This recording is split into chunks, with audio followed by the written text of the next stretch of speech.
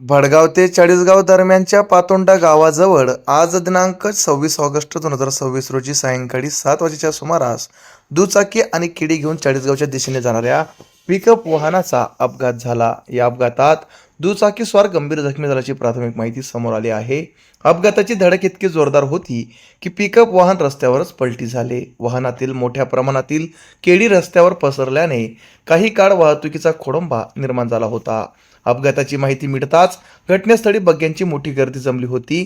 जखमी दुचाकी स्वाराला उपचारासाठी रुग्णालयात हलवण्यात आल्याची माहिती असून ते मुंदखेड पातोंडा येथील असल्याची प्राथमिक माहिती समोर येत आहे. मात्र त्यांची अधिकृत ओळख व जखमांची स्थिती अद्याप स्पष्ट झालेली नाही.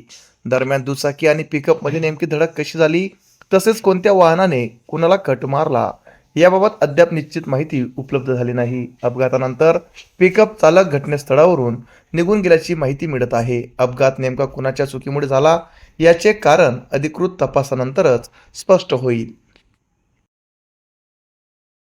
आमच्या चॅनलला लाईक करा, सबस्क्राईब करा, बेल आयकॉनवर क्लिक करा आणि हो शेअर करायला विसरू नका.